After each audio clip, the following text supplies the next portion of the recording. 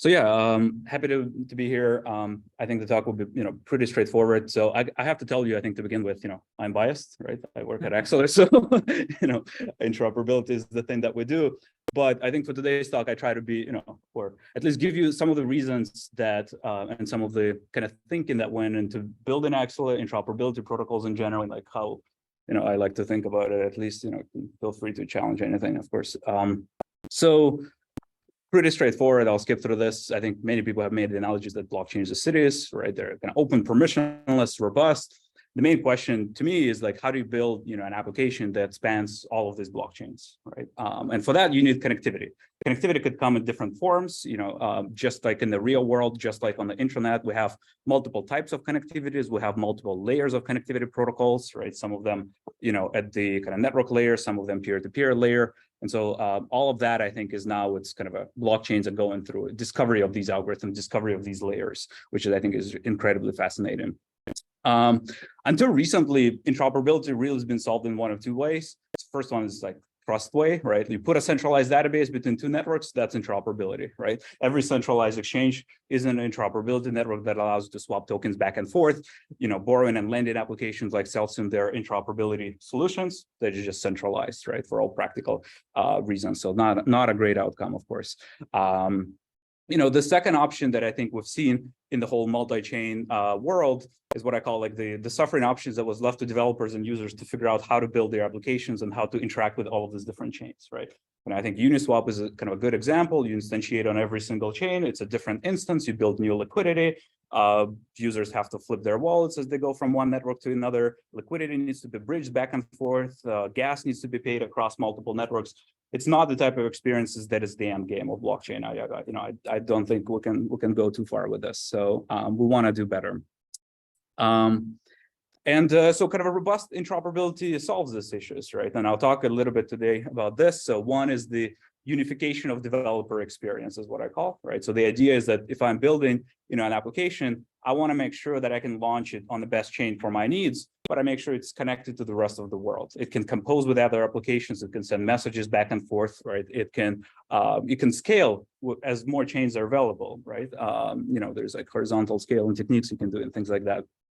And the second one, I think, which is really critical for taking the next step in the blockchains, I think we're kind of a little bit stuck right now, is the simplification of user experiences, right? I think throughout the last few years, if you think about it, there's lots of activity, there's lots of opportunities for people to interact with. I can tell you, like, many of them will lose because they onboard on one chain, and they have to learn that again for every single chain, right? Like, what wallet do I download? Where I get the gas token to pay for this? Oh, it's like a different way to interact with application, So I onboarded like some of my family and like some of my friends. And then when they learned, like, oh my God, like you have to go to this other network and like spend another hour, like you just send me these 3 tutorials, with all the tooling that we need. I think it's a breaker. And so I think we saw that throughout the last, few years, and I hope, in the next few years we'll get to solve this. Things get easier, not 100%, right? Like you still have to build some things, even if they're all EVM chains, and we'll talk about that in a bit. Even for EVM, right? Like you have to flip like MetaMask at least, Now there's now new wallets that are abstracting all of that away. You still have to sometimes think, oh, where does my asset live on this chain or that chain? And so certainly things get easier with EVM. So today, this is the outline kind of for the talk. Usually, especially like in more academic settings, I like bottom-up approach. So I talk about the networking, right? Like a layer and like, all the gadgets.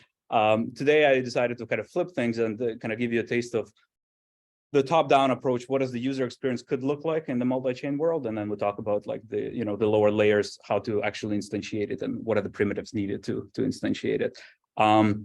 So I think one application that I like to give as an example of an interchain native is like a Squid protocol. Very, very simple protocol. The basic idea is you can swap tokens on any chain with one click in a completely decentralized way, right? So you're not relying on a trusted intermediary or custodian or anything else. It abstracts many chains underneath the hood.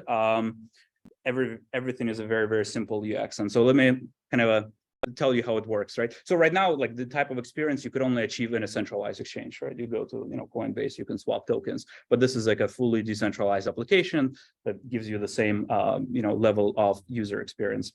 And this is on a high level how it works, and then we're going to go deeper how it's instantiated. So what it does, it actually composes existing dexes on different chains, right? So you have, let's say, like a Uniswap on one chain, you have a Uniswap with another chain. So what can you do if you want to trade, let's say, AvaX for ETH, right? A coin from one, exchange to a coin to another. You can, swap it for a common asset that's available on both chains, usually in like the deepest liquidity. And these are like stable coins, right? So, you can submit a transaction on the source chain, it gets swapped for USDC. USDC can be swapped into a routable asset on the networking layer. So in this case, this is like Axelar USDC. You can route it to a destination chain, and then you can execute multiple swaps to get your destination asset on the destination chain on the exchange there. So in the normal process, all of this will take probably like 5 different front ends for you to execute, right? But with things like general message passing across different chains, and like with tooling that I'll talk about earlier, you can do all of that with one click. So multiple steps of execution can be abstracted away, and you can actually write a program that takes all these user actions, and then that program just gets shipped from one chain to another. You execute the actions, you swap this for that DEX, swap this on the other DEX, route liquidity, and back and forth, right? So you kind of automating all of the steps that users were doing manually in a bytecode. You ship it around, that bytecode gets executed and moved around, right? So it's really kind of a new way. And so traditionally, like the way I like to think about things is that, we use bridges to move assets to where the programs are, right? So you had a DEX, you move the asset. With this, approach, yes, you still maybe sometimes moving assets, but you can sometimes move programs to where the assets are, right? Like execute them and then move them away. And maybe you want to move an asset in parallel, maybe not. And so, I'm sure you guys know about data program locality, right? Like where the program's executed, where the data is. And so this is like the analogy that I like making in a blockchain world where you have like asset and program locality and you can move things around and like shuffle. But with the, with new primitives, you have full composability. Yeah. Let's just compare, like if you're going through USDC, yeah, you can already ask Sergey to just transfer USDC from one chain to another. Yeah, as of today, no, because Circle APIs are only available off-chain, right? So you can't do everything on-chain. You're going to have to like trust their APIs and so on and so forth in the process. You are, but like this is an example. You can swap it with any other coin, right? Like this could be Ether, this could be other stable coin or anything else. This is just an example. I think Circle actually, after maybe not after, but like in parallel as we were building, now they realized the power of like on-chain APIs, right? So now they're working on their like cross-chain transfer protocol. We're also composing it with the Axelar stack, but they also realize that you can build things like this. Yep. So is this Axelar USDC at the left center of the figure? That's right. The USDC that's locked on the contract of Axelar, like on the destination chain and the source chain. So I lock it on the source chain or delete it on the destination chain. Is that in this case, yes. There are other ways to issue like assets that don't require lock and unlock, like you can mint and burn and things like that. But in this case, yes. Now, what guarantees the atomicity between the source chain and the destination chain? Oh, great question. Nothing guarantees atomicity, and that's actually I'll talk about it. But that's one of the challenges for how to design applications that now work in asynchronous environments, right? You can't guarantee atomicity when you're talking about special like heterogeneous systems that have very, very different properties, unless you put something like very core at the networking layer. But assuming the transaction is executed on the source chain with the right interoperability layers, you can always execute it on the destination chain, and the destination chain may fail or not, and then you have to have like fallback logic there in place in case it fails. So is this bridge, is the trust here on Axelar? In this case, yeah, this is on Axelar, yeah. So yeah, let me kind of continue. So like the basic idea here is that I think like these are the types of applications that will be more and more popular. You can certainly take any centralized application and you can now build it in a decentralized environment with the same level of UX, right? So multiple DEXs, multiple chains are all abstracted away from it. I think the critical point to your question, it's actually very minimal risk that here the application takes on the bridge provider. because the user always starts and ends with the native assets. And so the bridge risk is always on the intermediate step only when you're transferring this, like, wrapped versions or something else. And then like once that's passed, you end up with the native coins and like that's it. So there's actually very, very minimal risk. You don't have to create like hundreds of millions of new liquidity for this. You only need enough to facilitate like a single transfer usually, right? Yeah, so that's why I think it's like really interesting from that perspective. Question. Yeah. If there's the USDC or USDT, there's no stablecoin natively issued in Right. one chain, you Right. cannot do that, right? Right. Yeah, so you cannot do that, but you can compose other assets just as easily, right? So as an example, in source chain, you have, USDC. On a destination chain, maybe you have USDT. You take, USDC, you can like grab it, create a pool between stable and stable on the destination, which usually like very capital efficient. And then, the program that you sends it to USDC, USDC gets routed, swapped for like USDC, maybe has the deepest liquidity, and that USDT get transferred to the native coin there, right? And so you still, you always in practice want to pair it with the stable coin that has the deepest liquidity on the destination and source chain, right? And like stable to stable, you can do any asset, and like you don't need deep liquidity. Those are like stable, swaps, so you can do it pretty capital efficient in most cases. Oh, and then how is like this? So like one of the issues potentially is that like maybe like during the time you do the transfer, there's like slippage, Yeah, right? So is it like you define like a percentage slippage that is like managed at the end chain, or do you essentially at the initial transaction you'd be like the min out should be this? Yeah, it depends, right? Like, you could, as a front end, you can decide how you want to treat slippage, source destination combined, like, those are like up to the kind of the front end to decide all those things. Yeah, but Sergey, one more question from here. You said that you only trust the bridge while you're moving assets, but what if the bridge fails afterwards? That means that the bridge can lie about new transfers and then ruin your protocol essentially. So there is some ongoing trust, right? Necessarily. But I mean, as a user, you end up with the native asset, right? So you end up with like ETH. So maybe bridge collapsed. I mean, maybe like some other function. But what is this ETH, right? Is it ETH on Ethereum or is it ETH on it's native ETH? Yeah, Avalanche? Yeah. But what if you move ETH?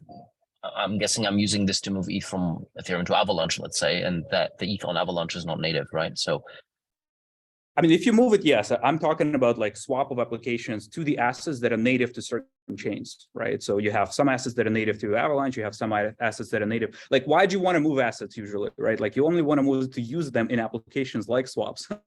And so with, these types of applications where you can swap without moving things, do you really want to hold like, wrap ETH on Avalanche? Like if you can always get it like from, AVAX, to the native ETH, right? So I guess like that's the point where, yeah, I guess you're saying you're starting with native ETH, you move it from ETH through Axelar to Avalanche as wrapped, then you swap it or do whatever you want with it and then move it back and then you're done. The call is over and then you don't worry about the bridge collapsing. Yeah, I mean, like exactly right. Like so with more and more, I think like applications in the interchain native way, I think the assets are going to remain at their, at their chains effectively, the native chains at least. And some assets maybe issued like across multiple chains, but that's a different story. But like I said, like I think people only move the assets because they wanted to use them in applications like swaps. And like if you don't need to, if you need to move them to actually swap, then just hold the native ETH. Okay. Yeah, so let me now take a step back and kind of try to go through, how do you think about interoperability, right, from like a networking perspective? And I think these are, at least when we were started with Axelar, we kind of went back to the very first principles and try to think about like, how do you build, a network or a protocol that can scale, that can work, and like what types of properties that it needs to have. And so I think, the beautiful paper, or at least like the summary of it, that I like to think about is just the IP paper, right, that defined the IP protocol by Winton, Sert and Khan. You can take some of the properties and swap network with blockchain. I think it's very simple. And it's incredible how powerful those properties are. I mean, I was astonished and I didn't even like realize it as we were building how important they are. But I think as we were building, it was clear that if you didn't have something like that, then, either cost like explode or some like reliability networking issues become, pretty hard to deal with. So I'll go through them. I'll talk about it. And like, I think I just thought it's fascinating. So the first property that we really wanted to have is we're starting the project is no changes required to integrate, right, from a blockchain itself. There are different philosophies, and I think like now there's also, I see a couple of projects that say, okay, let's design a blockchain with interoperability in mind from day one. I never like this because effectively you put in the brakes on innovation, both the consensus and interoperability, and you kind of glue in, you have a monolithic stack that has interoperability that cannot evolve or can evolve slower, and you have a blockchain that's glued to interoperability that always has to, talk to this protocol, like have some sort of finality gadgets and so on and so forth. So I think it's, especially if we want to continue innovation to happen at the layer ones, we need to make sure that it can talk with interoperability protocols without changes required from them. So that's property number one. So the, Yep. that means the interoperability protocol should adapt to the That's right. layer one consensus. It should be like plug and play, right? And like, how do you make that as plug and play as possible? To handle reorgs. Exactly. Yeah. So the second property I think is very important, is like best effort intermediate communication. So today we're still talking about kind of interoperability, and I think most of the time we're talking about A to B communication, right? Like how do I send a message to someone else? Like how do you make it as trusted as possible? The reality is that with the Web3 stack, if the blockchains continues to scale, you're going to have maybe like multiple hubs in the middle, right? You're going to have all kinds of layers. Maybe there's data availability layer, maybe there is, like execution layer and so on and so forth. And so if like a packet fails somewhere, it has to be retransmitted, and usually the retransmission has to start from the source, from the application layer, or at least you should be able to go back to the source and retransmit the packet all the way through, right? So I think it's pretty important, and that this comes in the notion of like relayers for the blockchains. I'll talk about that in a second. The third one is kind of related to the first one, but more on a kind of a abstracted way. It's sort of gateway-based connectivity, right? So individual blockchains should connect to one another via sort of black boxes. You can think of it as gateways and routers.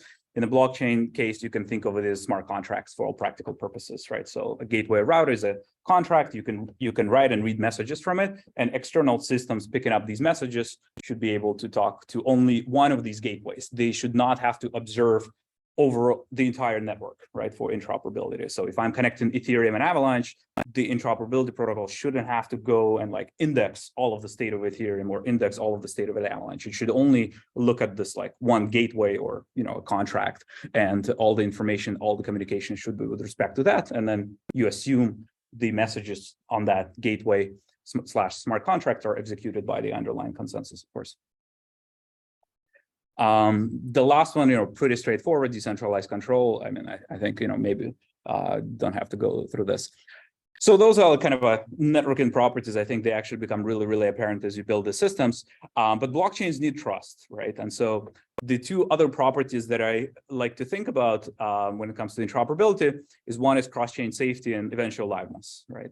So cross-chain safety simply means that if you have two blockchains and if you have interoperability protocol between them, you should only accept it at the destination if and only if it's been finalized at the source chain, right? So if a transaction is executed on the source chain, if it's like final, then your protocol at the destination should return like that it's been finalized as well, right? And no other way around.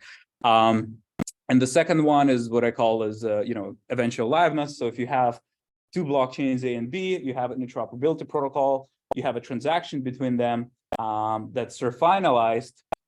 Eventually, the transaction will be delivered to the destination chain, assuming the underlying blockchains are, live and kind of continue function, right? So you can think of it, if it's finalized, then there exists a way to deliver that transaction to the destination chain, okay? Assuming the liveness of the actual source of destination blockchain. Right, so 5 under reorgs means what? It could be 5 under reorgs. Yeah, good question. So I think 5 in most cases, P should not return true if there's a probability of reorg. So like whenever you're talking with Ethereum, right? No, they're still there. Just P should wait until it's final, right? On the well, okay. Probabilistic finality in that case, right? But even Ethereum, it's like probabilistic finality, but they have like like the finalization tag when they say probability like 1 minus negligible, right? Like we finalized it, and so it is probabilistic, but like that's only when you should like accept it at the destination chain. Okay, awesome. So kind of thinking about those properties in mind is how we think about interoperability. And the second thing I want to talk about is like what I call is like 3 layers of interoperability, right? So traditionally, I think there's been a lot of talk about just like monolithic interoperability protocols. And again, like how do I connect A to B sort of has a very monolithic design goals. But I think interoperability, at least right now in the blockchain space, is really, should be decoupled into 3 layers. So the top one is what at least, and I think many people, by the way, have kind of acclaimed this. I don't think the first one. But the top one is like message semantics, right? So basically, how do you encode a message? So if you have, an envelope and you want to ship it to someone else, like what is the format of that header of the envelope, right? Kind of as simple as that. The below it, we have the validation layer, right? So this is the layer sort of responsible for the trust of the messages itself, the kind of the cross-chain safety. How do you finalize a transaction at the destination chain, right? And we'll talk about a couple of different ways. Do you trust somebody? Do you have lifelines? Do you use zero knowledge proofs and so on and so forth? So that's a validation layer.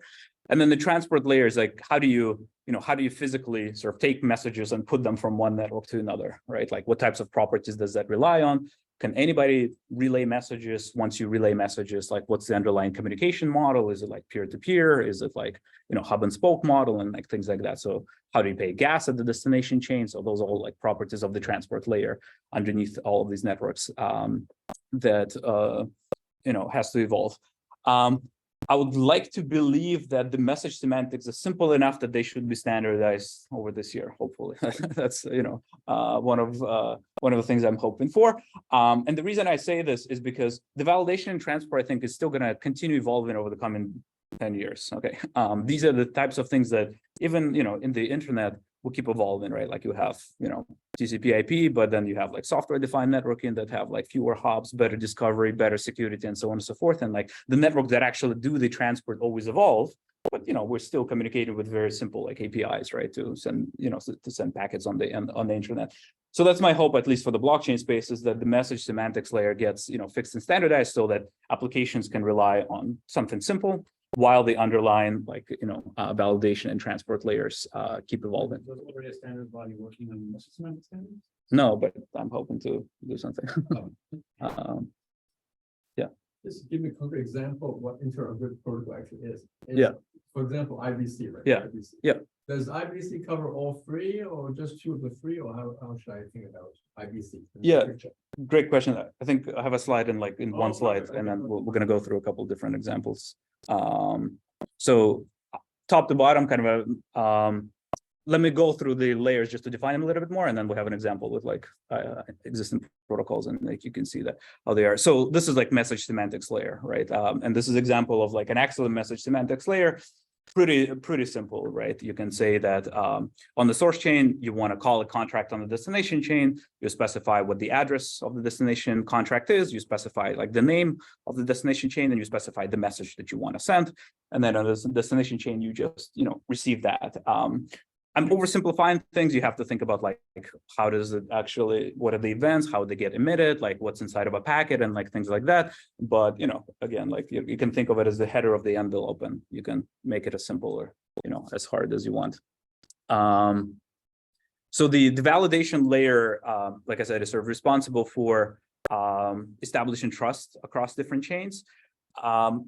I think there a lot of people talk about different layers of validation. I think everything boils down to 2. There's a native verification, what I call, right? You can think of it as IBC sort of with light clients. So IBC with light clients has a native verification where one chain understands the rules of the consensus protocol of another chain. And so when a packet is delivered, it validates the logic with respect to those rules, right? But the chains are aware of each other in some sense, right? That awareness could be at the consensus layer, like an IBC, or it could be like in a smart contract layer. But this is what I call like as a native, verification algorithm. So it looks great. You're not adding any intermediate trust in the process. You've validated each other's code. And the second model is just external verification, right? So you have 2 chains. You cannot afford, or you don't have this way to natively validate its code. So you put some type of a verifier in the middle that does the logic for you. And then you are trusting sort of the verifier in order to process your message, right? Why this can be simpler is that the verifier could rely on different techniques to actually validate messages on the source chain, right? So for instance, like in a centralized exchange example, the verifier is one node, right? That looks at RPC endpoint, it checks that the transaction is finalized, and then you put the message on the destination chain, right? Or you could, and then you can make that verifier to be as decentralized or as centralized as you want, like on a spectrum, effectively, right?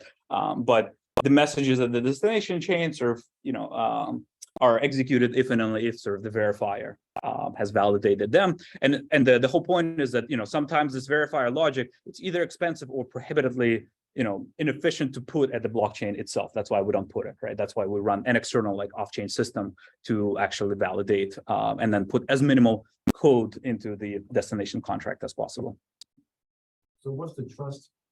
Is there a further weakening of the trust in this context? Absolutely, yeah. So you're trusting the verifier, right? In this case, and kind of the question is how robust or how decentralized this verifier is, and like what is the underlying protocol that exists. So from a trust perspective, it's definitely, this is great, right? Like the native verification where it's all on chain, one-to-one. I'll talk a little bit, but practically it's not always feasible. And so, most of the systems today kind of actually rely on this model. And then the question is how much. I mean, I would have put them here probably, because, it is like, you are able to validate, assuming cryptography, right, that certain consensus logic has happened at the source chain. So this is more for, when ZK or light clients are not available. So to me, like light client is a ZK kind of in the native verification bucket. The light client doesn't verify execution, but it verifies the consensus. ZK allows you to verify execution. Sure. I mean, light client allows you to verify. It depends on the light client, right? So like IBC, for example. Yeah. It says, okay, 2/3 of the people signed this block. But no, IBC actually tells you that the transaction was included in the block, and the transaction is included in the block if and only if it went through the state transition machine and has been executed. Yeah. But it doesn't verify that the execution is actually valid, because 2/3 could print money on the sender chain and the receiver chain will not know. I mean, you are trusting, I guess, the validator set of the source chain, Yeah, but you are trusting that validator to execute in this case for IBC at But least. ZK can go further. Sure. I mean, with ZK, you can, like, you don't even need the validators, right? Like, at least in the very absolute extreme, you could revalidate everything yourself. Yeah, but awesome. And for transport, when I talk about transport, I think it's really kind of two properties that we're looking for. One is a relay model. It's sort of permissionless or permissioned, right? So who can actually post the messages from one chain to another? And the second one is a communication model. So is your protocol underneath the hood point-to-point or kind of hub and spoke model, right? So IBC is a sort of point-to-point protocol, right? But there are kind of hub and spoke networks like Axelar, that have like different properties. Why this is important? Because the cost of making these connections today is non-negligible. I'll talk about it in a little bit. It's like in some cases like in millions of dollars, right? And so if everything in like point-to-point connectivity model and you have to keep on rebuilding these like zero knowledge proofs or like clients, you actually end up with pretty heavy engineering spend. So you don't see multi-hop anywhere, it's just literally using two options. I mean, you can of course have like hybrids, right? And this is I think my next slide, but we start seeing multi-hubs with Axelar now. We have not seen it like in a or we have seen it a little bit, but not too much before. And I think at IBC actually there is now a multi-hub module that gets added to the Cosmos consensus that I think it's like a standard SDK module that I think anybody can edit right now, and like it gives you multi-hop support. So kind of back to the point, like, the internet is a hybrid, and so we expect, the blockchain systems, if we continue scaling, to evolve, in that hybrid as well, right? The one point about the native versus non-native verification is quite important, is that, if you are in a hybrid world, and especially in a world where, pairwise connections cannot scale to support everything, if we're, thousands or hundreds of thousands of chains, right? So you do need hubs, right? Because they have better connectivity properties. And so if you are relying on hubs for communication, you are probably going to be relying on those hubs for passing your messages and for security anyways, right?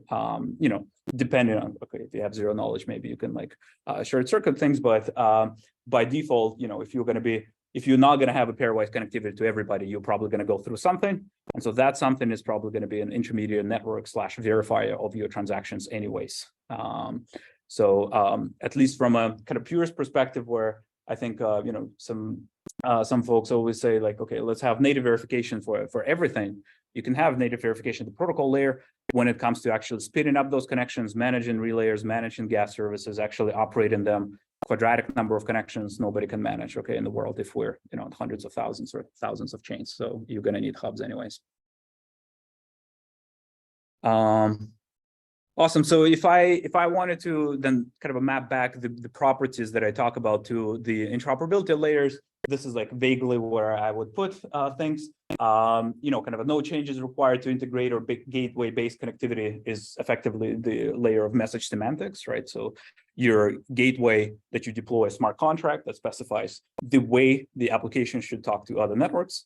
You have, the trust layer that's responsible for the safety. And then you have the transport layer that's responsible for the liveness and, kind of communication model between them, right? So that's how I would kind of map those properties back and forth, and decentralization, of course, should come across all the layers. So kind of back to your question about some examples. I think this is, I would say, like the spectrum. Today, not fully, this is like some example of systems that is relatively popular that are in production today, right? You have a lot of, R&D and stuff like this. So if we look at IBC, the message semantics is what I call is like channel-based. And the reason I think when I say channel-based, it's sort of a gateway, but it's kind of a very, very specific to Cosmos / Tendermint consensus, right? So it's, I think like some people try to extend this notion to EVM now, but I mean, frankly, it's like kind of a little bit backwards, right? Because you have something that's been defined for Cosmos and now it's been kind of translated to other ecosystems. So for IBC, the validation is like client-based, right? But mostly for like Tendermint-based chain. And then transport, you have a permissionless relay and mostly like point-to-point communication, right? So that's the model of the IBC protocol. You have, let's say, like wormhole, which is another example, sort of gateways-based connectivity. So there's a smart contract on every chain. Validation is, 19 guardians, what they run, and like they just take a majority between them. It has a permissionless relay. It has a hub and spoke model. So one message to it can be routed to any of the multiple chains. Layer 0, I think, getting a lot of attention, of course, kind of gateway-based connectivity. Validation and transport is up to the developer to instantiate, right? And I think they give like a default like 2 out of 3 multisig. But they sort of say, you have to find your own oracles, you have to find your own relayers, and then your validation and your transport effectively just inherits whatever you find available to instantiate their protocol, right? And I think their default is incredibly weak. Kind of Axelar on that spectrum is sort of gateway-based connectivity. The validation is a proof of stake network, right? So you have a validator of consensus, a consensus across a validator network that finalizes events on the source chain and only then posts them on a destination chain. Sort of has a permissionless relay and has a hub and spoke model. I mean, I'll talk about Axelar a little bit more if we have time. By the way, how are we doing on time? I know we started late. Just want to be mindful of like when do you usually end? Usually we end at 5:15. 5:15. Okay. Okay. Awesome. So yeah, before we dive in deeper, I actually want to argue 2 things. I think like interoperability today is behind layer 1 and layer 2 developments. And I think it's pretty important to understand that while taking all these risks. I think there are historic kind of business priorities that lie underneath all of this, right? So every layer 1, 3 years ago, 4 years ago, when I was building, the objective was to, win Ethereum, right? And like all of the developers. And so everybody thinks about maximizing their own throughput, developer experience, smart contract language. Nobody ever thinks that, I'm going to be in line with 100 other chains, right? Everybody wants to be the winner. And so that was really the case until all of these projects went to the market and then tries to figure out, well, how do I actually like bootstrap liquidity? How do I bootstrap developer activity? How do I bootstrap user activity, right? And so we, worked on the Algorand protocol before that. So that was clearly like, it was like right in our faces. I think we're probably one of the, not first ones, but like one of the newer proof of stake layers where we launched and people were like, okay, how do you get liquidity? Well, could you build like a bridge or something else, right? you know, it was very, very evident. And so now interoperability is kind of a, you know, something you have to offer as a layer one, in order to attract developers, because developers don't want to build in silo chains anymore, right? But it's sort of, you know, reverse. And so the history is sort of reverse, right?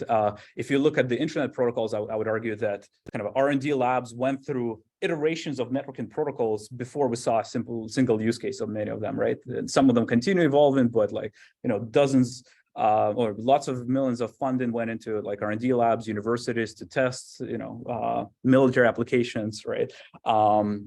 And then, you know, and then we saw those interoperability protocols kind of being used on the internet. In the blockchain system, we're in the reverse position, you know, you don't get time to do R&D. Like, you know, you ship a protocol, like, I think we launched it, we had, you know, I think like 50 million in like first week of like volume going in and out through the network, things going down, relays going down. It was like scary environment, right? Like, I mean, certainly I got a lot of gray hair from those weeks. So it's great to be, I think, you know, like you're building something that has a demand, you know, and unfortunately, you know, as a result, we saw a lot of like ad hoc solutions, right? People building like centralized bridges, you know, small multi-sigs gets corrupt left and right. So the demand, you know, certainly outweigh the technology and outpace the technology. I think now with the bear market and like everybody slowing down a little bit, you know, projects can go back and and think about how to do things. But I think this is just interesting things. The second property, you know, I like to think about why interoperability behind is the cost of development. So going back to the IBC, you know, pretty funny quote, but Jack, I think a couple of weeks ago, I asked him, you know, what does it cost to build like an IBC connection? And he was like, well, you know, for $500,000, I won't get out of bed, right? And so the cost of building like light clients types of protocols is actually very, very high today. I mean, I estimate like a couple of years of engineering work across a few people. There are audits involved, you know, it's kind of, and it's very, very dependent on the consensus. So it's not the work that you can reuse, right? So if you build a light client today for you know, for a VM chain like Ethereum, maybe you can use some building blocks of it, but consensus of Avalanche is very, very different. So being able to perform a light client then for Avalanche is something very, very different. And you have to redo the work from scratch, right? And so if you're then kind of spending time on building protocols in a pairwise world, right, where that don't have like hub and spoke properties, then you really have to think about, you know, what is going to cost you to connect, you know, 30 chains, right? Or what is it going to cost you to connect, you know, 50 chains? How much of it can you reuse and not? And, you know, this is something not we thought of at the very beginning, but I think now, you know, it's certainly something very, very visible. And I think, you know, as an example for IBC, you know, I mean, I love IBC. I think it's one of my favorite protocols, but people talk about it for years being available outside of Cosmos. We haven't seen a single connection yet, right? But we still like, yes, I know there's in development, but they've been in development ever since we started, like Axelar. So just the cost is prohibitively high for some of the work today, and you have to be mindful of it. Yeah, and then the last thing, you know, I mentioned is that of course there is like a lack of standards, you know, across blockchains, right? So every blockchain today still tries to innovate. It tries to innovate on everything from how, you know, it emits events to smart contract language to, you know, consensus protocols and so on and so forth. And so this is pretty natural in the history of blockchains, I would say, right, or history of any technology. And I think that's why it's actually very, very important to have this, you know, kind of a plug and play model in mind when you're thinking about interoperability protocols, right? Where you don't want to have to kind of glue the interoperability with the consensus because you're going to stall innovation at the, you know, consensus like I talked about earlier. All right, so I'll talk a little bit about Axelar now. I'm not going to, you know, talk too much, but just to give you a sense of how at least we thought about the problem. And so the reality is that today, when you actually building one of these stacks, you're building a full stack of interoperability, right? So at the Axelar protocol, there is the network itself that's responsible for like connections, routing, transport layer. On top of it, there's various services that we run. So responsible for like relaying, paying gas across multiple chains, like monitoring, and, you know, all of that kind of complexity is then abstracted away into the SDKs and APIs that are, you know, exposed to the developers.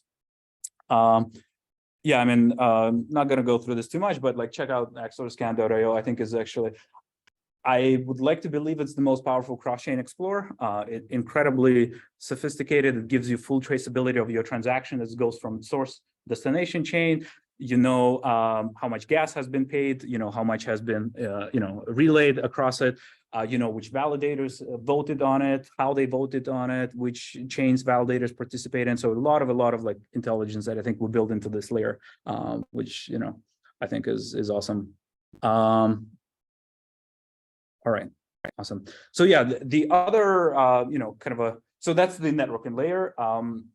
The message semantics layer, as I mentioned earlier, for Axelar is what we call as a cross-chain gateway protocol, right? So this is the protocol that just specifies the message semantics for applications to interact with Axelar. Very, very simple.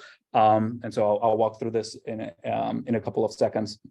So the basic idea is that on the source chain, you have this notion of a gateway, right? So gateway is a smart contract that's deployed there.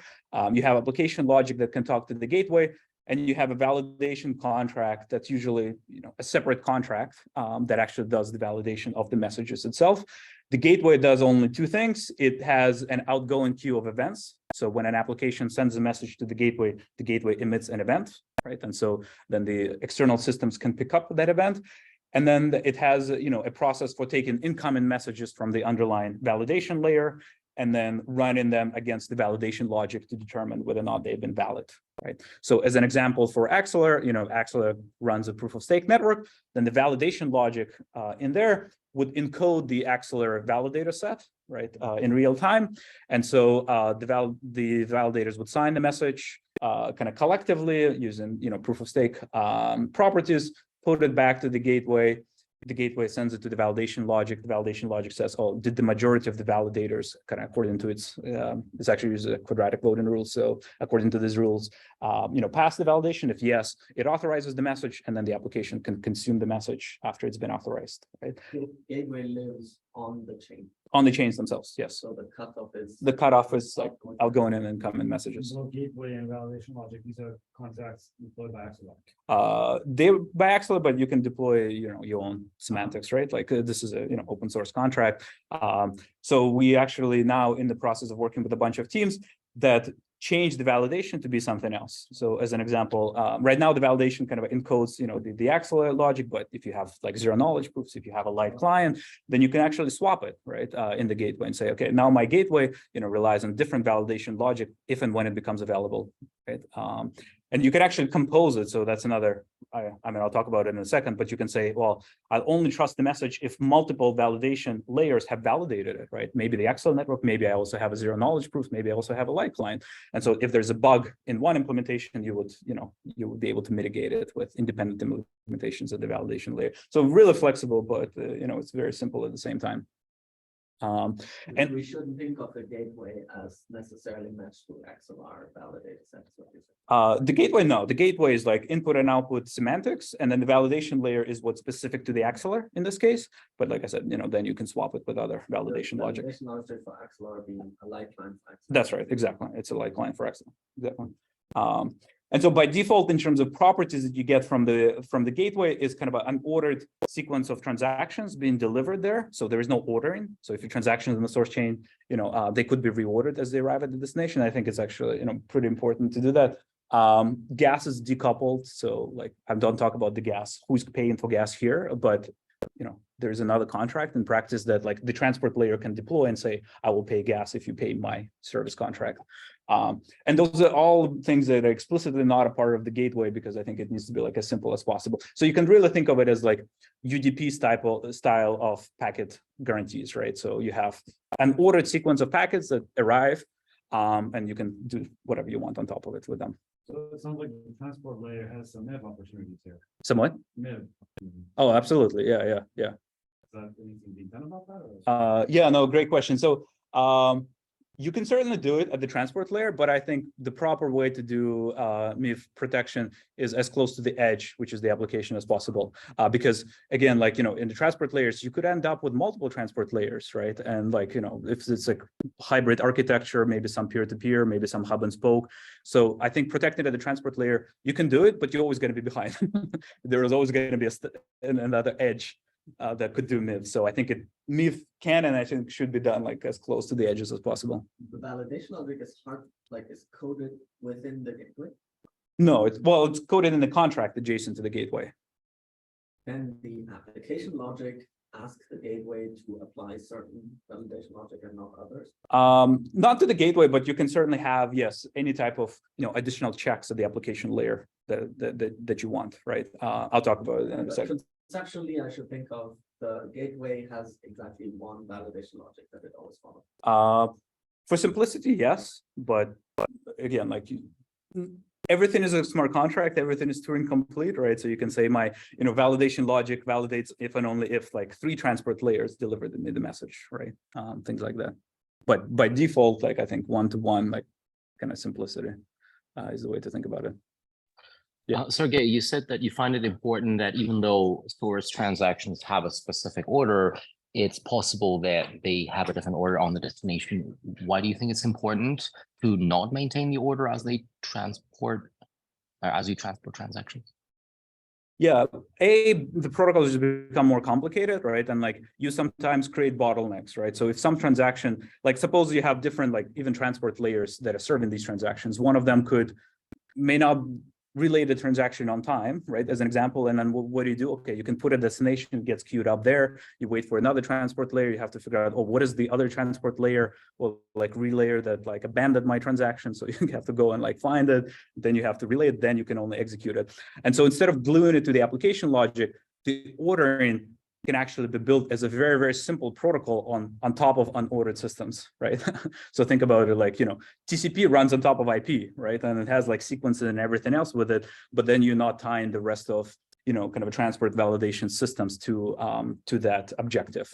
And so makes the whole design just much simpler and like satisfying these properties much simpler.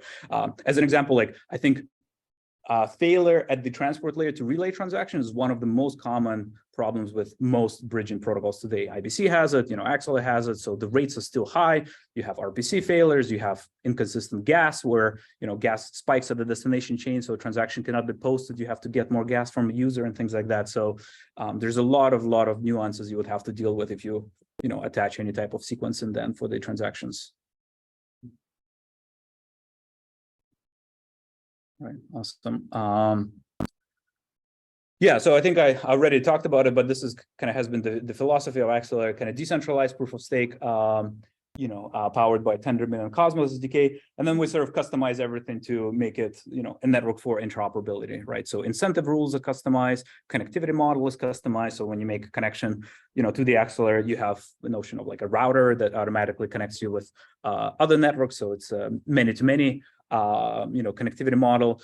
You have all kinds of like emergency mechanisms, so you can suspend traffic from a certain chain if there's a fork, right?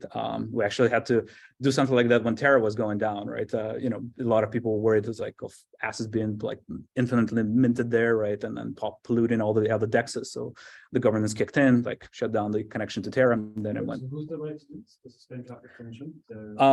So that right now there's like an off-chain kind of a committee that can like suspend the traffic, but you can do it on chain, but I think it gets tricky, like how fast can you do things on chain versus off chain. So, this is like the balance I think we still have to learn a little bit about. You have like validated key rotations, you have like incentives and things like that. And so kind of my philosophy in general for the interop, because it's so hard, is that 99% of it should come from strong defaults for the applications, right? Like back to your point. So you just trust like one contract or one validation logic, but you do want to sometimes allow developers to customize it. Like, maybe you want to deploy an additional validator set to validate transactions. Maybe you want to perform like a rate limit at the application layer. So things like, asset transfer applications top of Axelar, they have like rate limits, right? So I call it like application specific, and you want to, reinforce your application more and more. But certainly, you should not rely on like the developers kind of picking and setting up all the systems in default mode, because it's hard to get it right from a security perspective, right? We don't ask developers to code like HTTPS and like encryption, right? We just give them the API and like as few parameters as possible, and we debate what is that few parameters should look like, and then maybe have a couple like options they can pick from. And so I think interoperability kind of falls in that bucket where it's pretty hard to get it right. The attack surface is large, the protocols are complex, so we should like try to do as much as we can to give good defaults.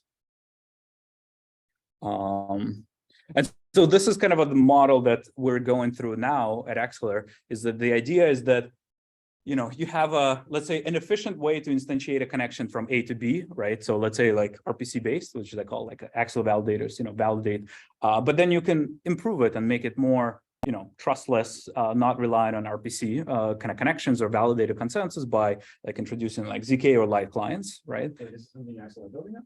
Yeah, yeah. Oh, really? Yeah, so on Axelar, we actually opened up, you know, programming layer virtual machine, right? Like using Cosmwasm, and we're building a set of like templates and contracts where you can come in and say, okay, I have my chain, I have a light client, can I plug it into Axelar? Yes, and then you go through like a governance logic to authorize traffic flow from your connection to all of the other connections, right? And so assuming the governance authorizes it, then you'll be able to route the traffic. And then you can have, so you'll be able to instantiate connections in a permissionless way to Axelar itself, right? By following like a set of template contracts and like plug it in with this universal router that we have on the networking layer. And two, you can have a path from, you know, maybe less secure options to more secure options as technology becomes available, right? So you say, today I can spin up, you know, a connection to Ethereum using like external validation between the Axelar validators, and it cost me nothing. It cost me like a week of engineering work, but it's going to take me another year to build like a ZK or light client. That when that's available, you go back and you just replace that validation, you know, contract, you know, on Axelar with a different validation contract that does, you know, light client or ZK verification, right? And at the application layer, you can then compose things, which I actually think will, you know, pretty critical. You can say, well, for low value transfers, like less than, I don't know, $1,000, any of these connections is good enough. But a high value transfer, like 100 million, well, I'm going to wait for like 2 out of 3 of independent like validation layers to approve it. And only then like the logic takes, you know, takes execution at the destination. I guess I'm asking, the ZK validation is something that you built or building? Or... We're starting to work on, yeah, oh, wow. for certain chains. Yep. Again, like this is a type of effort that, you know, costs you millions, but, you know, so our approach has been like, you know, provide reasonable kind of a trade-off between security and shipping things, right? But when connections are important enough, like Ethereum, right, or a couple others, and then we're going to invest like resources to build like ZK or like light clients and like swap in and replace them. It doesn't make sense for everything because like sometimes some of these connections, you make a connection, like you see like, you know, a couple of transactions like per day, right? Like, so, you know, just like from a business perspective, you know, so you need to validate that there's, you know, market and like you can pay for it. But yeah, I mean, eventually, hopefully, we'll be able to plug in more and more. And the other point is that by plugging then ZK to Axelar, then you get to amplify your work, right? So you say, I build the, you know, light client, I build it between Axelar and my chain, but I get to reuse that to talk to like dozens of other chains at the cost of one connection, right? So I don't have to build like for every different consensus mechanism one by one and kind of go in and, you know, building these light clients, which, like I said, has very huge costs, at least today. Hopefully it'll be.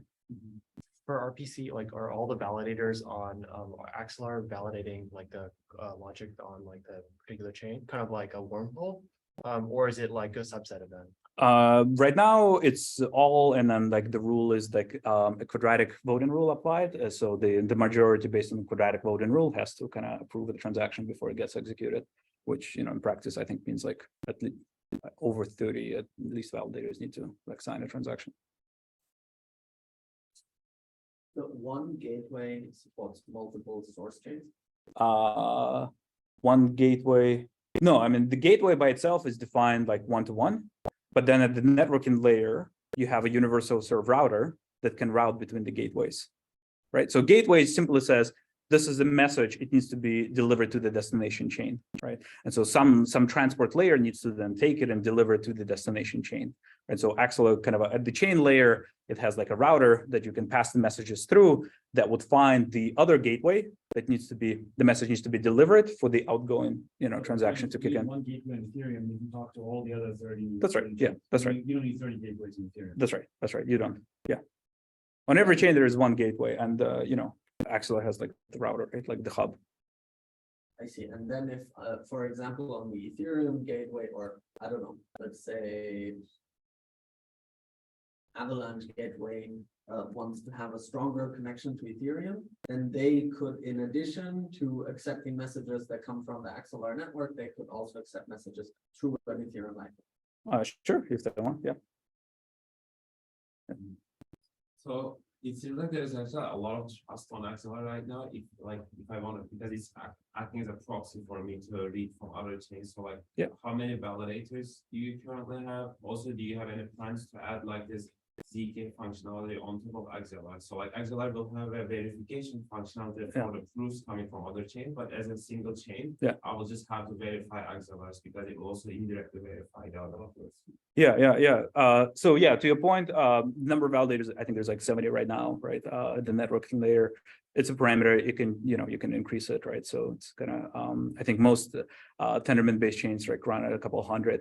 It's not the number of validators you care about, but actually the stake distribution in most protocols, right? Because so that's why we apply like a quadratic actually voting rule to finalize a transaction. So we like reduce the stake of validators.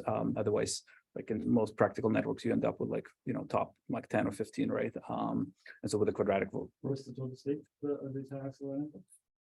Like the dollar value, or it's like 600 million or something right now.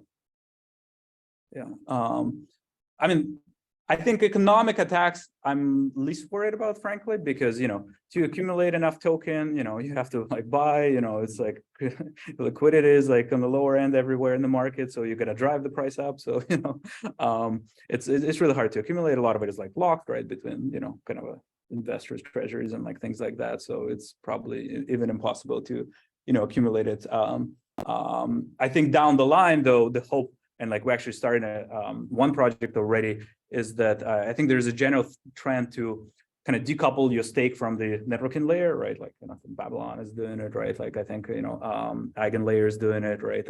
Osmosis has like the mesh security. So we actually started a project with Osmosis to figure out how we interchain security of the tokens between one another networks. So we can borrow from them security, they can borrow from us, and like vice versa. Maybe we'll start borrowing from other networks as well. So as the network becomes more and more valuable, like you can do all of those things. But again, I do think there is a way to build like interchain applications, like I talked about earlier, Squid, where it's actually a very minimal bridge risk, right?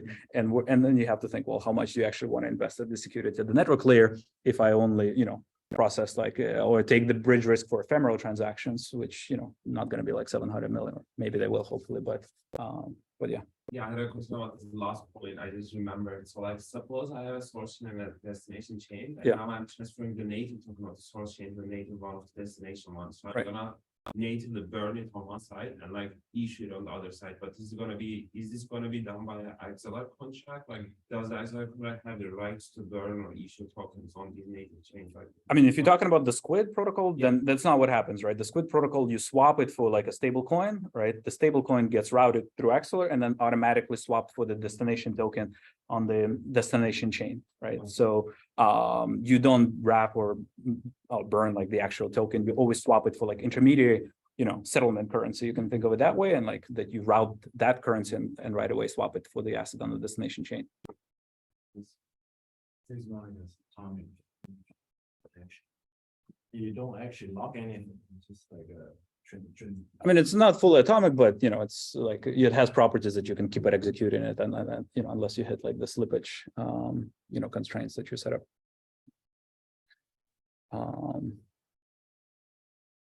So kind of I guess a couple of lessons, right, from the interop protocol. So I think monitoring is incredibly important, right? As we talk about like multiple networks, you have to index different chains, you have to figure out what happens with transactions, which ones are stuck, which ones are not stuck. So I think there's a general trend right now to kind of rebuild a lot of like explorers, indexers, right? Kind of the whole data layer that traditionally been like independent of one chain, but sort of aggregated. Very few people actually have the resources to do that well. It's a very expensive task to aggregate events or transactions across multiple layers, right? And serve them efficiently. So I'm glad like actually like Web2 giants are like entering some of this. So hopefully they'll do that eventually. Paying gas, something very important. So you need things like gas services so that the user doesn't have to pay gas across multiple chains as there are transactions, going across the world. So monolithic designs, I think, is again something to avoid. I think IBC, even though I think technically it has the 3 layers, I think they were not decoupled from the beginning. I think now there's like some work to decouple them.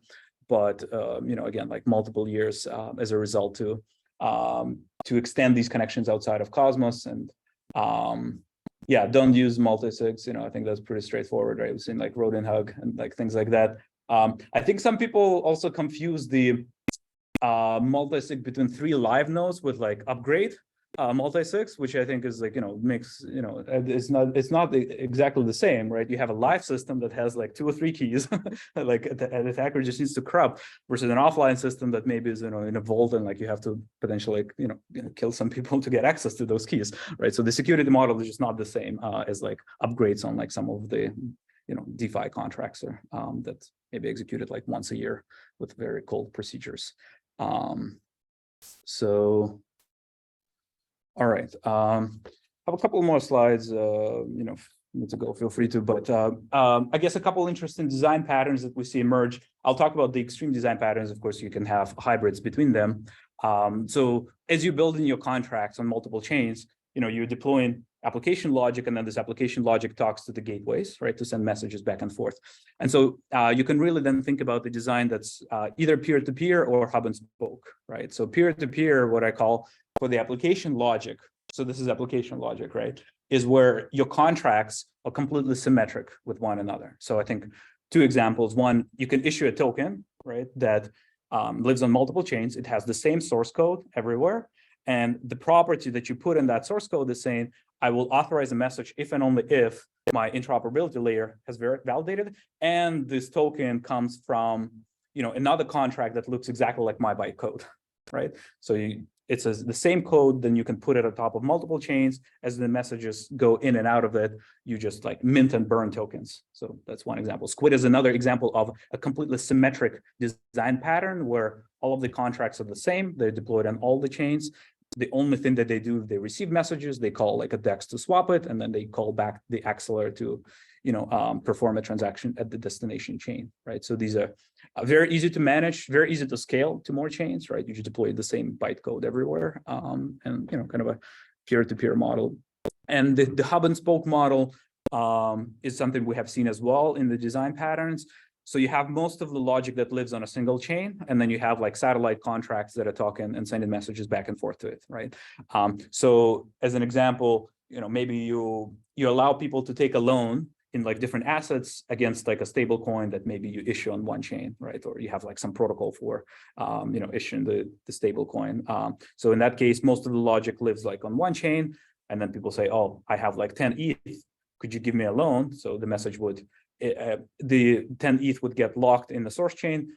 A contract will send a message to this like home-based chain that asks to authorize the message. The home-based chain will say, okay, you give me 10 ETH, like maybe I'm using like some pricing oracle to figure out like how much, stable coin you need to get, figures out like if it has the stable coin, and then issues the message to give the stable coin to the user, right? So why do you need a home base for this type of stuff is because there's a lot of like dependency between this overall state of the system on like a common account table, effectively, right? Like how much collateral is available, like what currencies are available and what collateral. So if you had like a peer-to-peer design model, you would have to like communicate between all of these contracts to execute the message. And here you have like just a simple order book, say I have this much collateral, like this is my stable coin, this is my pricing oracle. So just the design becomes, a lot simpler. In this model. And so this is like the other extreme that we have seen. We've seen a couple of hybrids between the 2 models, but I would say, 90% of the designs follow either completely symmetric model or, kind of completely this kind of hub and spoke model. Yeah, so other useful tools I'll briefly mention. So one incredibly useful tool is called constant address, getting constant address across multiple chains, right? You can use like create2 types of opcodes. So there's a version of create3, and then scaling your application logic becomes to more chains very, very simple, right? You simply say that I trust a message if it's been validated by the interop layer and it has the same hash as my code, right? And so if then you want to deploy that bytecode to another chain, you don't have to go and like update the authorization rules everywhere, right? The only thing you have to say is like, again, like that code trusts each other's, or its own bytecode. And so when you're in the EVM world, at least, that becomes very, very simple to Polkadot, I have a problem in Polkadot. Yeah, I mean, you in Polkadot, or if you cannot do this, you're gonna have to kind of have some type of authentication table, right, within your contract that trusts encodings and decodings and things like that. Yeah, so and then I guess the second point, why I said like the interop layer, at least for us, has been designed to be as simple as possible, but you can think about all kinds of like application layer interoperability protocols built on top of it, right? So you can have sequential execution, very easy to do. You can have two-way calls, to send message and acknowledge it. You can have like multi-sends. So all of these like primitives you can build on top of, Axelar. Some people are building, I think, like privacy, layer on top of it as well. So, it's kind of it becomes Turing complete environment that you can kind of code in. But at the networking layer, none of those properties are satisfied. And again, like, I think the other point is that, if you are talking about Polkadot or other ecosystems, right, then if you were to try to satisfy these properties, the network layer becomes so much harder, right? Because it's very different consensus rules, very different, way to pay for gas. Some of them you actually have to like create an account before you even can pay for gas, right? So like, I don't think any of those properties should be at the consensus layer, but they can be layers on top, right? In the same way as like internet has been designed. All right. Awesome. Yeah.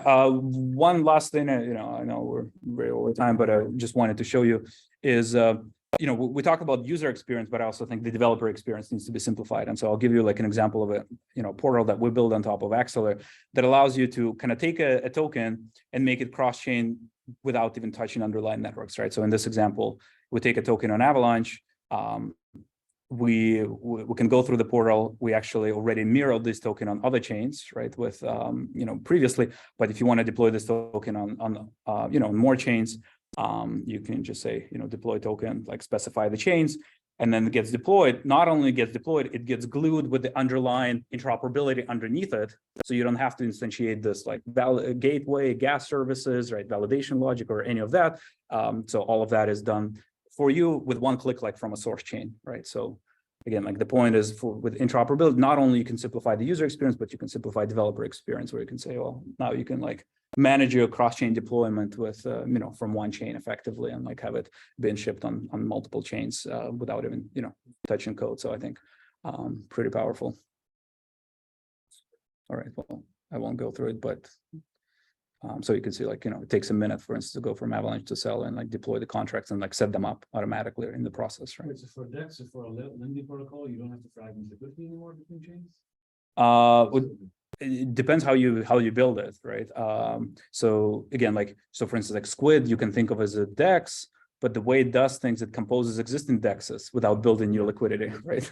so it is fragmented. There are designs that it's actually one of the open problems, like how do you build, a DEX that does not fragment liquidity at all, right? So you might as well imagine a design where you have a pool between ETH and AVAX created directly, where interoperability protocols just send messages back and forth across contracts to like shuffle liquidity in that pool, right? And like optimize the constant product or whatever function you use. And the pools can be submitted from either of those chains to the kind of joint pool across multiple chains. So where this is, kind of, I would pull it into Interchain native designs, and we're seeing like a couple of those being built, kind of reimagining like the DEXs. All right, so I think like the summary, interop is hard. I think, it's expensive to scale. Like I said, especially if you want to pay for security, right? Like through ZK or light clients, it's a kind of engineering cost.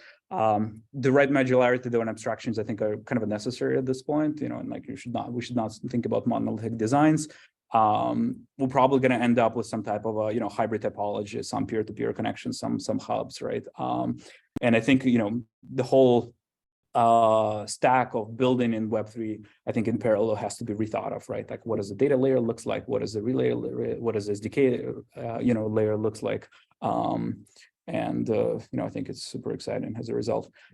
So there's a couple, open problems, and I think some of them may be unsolvable, but I'll still put them there. So the first one is like, can you design a light client or a ZK-based solution that can be as reusable as possible across EVM stacks, right? So, you know, yes, it has to rely on the consensus. I understand all that, but could you maybe have some type of, I don't know, bootstrapping logic contract that would make it like as simple as possible to take a ZK and say, you know, maybe 10% of it or 5% of it has to be changed, but then could apply to like any EVM chain, maybe using like EVM semantics, not the consensus semantics, right?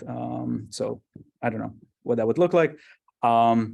Yeah, the second property I think is, you know, very interesting. So right now we're still, you know, talking about interop for direct connections, right? How does A talk to B? You know, if we're in a world with like hundreds of thousands of chains, we're going to need more sophisticated algorithms. We're going to need like path discovery, right? Like how do you build recursive trust if it's multiple connections being built in the protocol? How do you deal with failures across them? So I think there's like some interesting, you know, research problems there. Thinking about interchain native dApps, right? So kind of what does the DEX look like that's sort of chain agnostic, that has like pools, you know, that's created across multiple chains.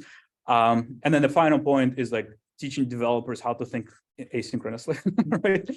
Kind of a Web2 developers, you know, they like atomicity, they like submitting a transaction, getting true or false, right? And they don't have to deal with fallbacks, you know, in a Web3 ecosystem with different layers, whether or not it's, you know, layer ones, layer twos, data availability, like you're going to have async communication between them, right? And you're going to have like application level logic to deal with asynchronous communication. So, you know, I think Web2 is built on top of async, right? So we know how to deal with it. You know, Web3, especially like, you know, the developers that only build on these stacks, not as familiar. So I think there's gadgets you can build, there are primitives you can build, protocols you can build to, you know, to make it as simple as possible. So 4.0 seems very doable. It's just a matter of adding more abstraction layers. yeah, exactly.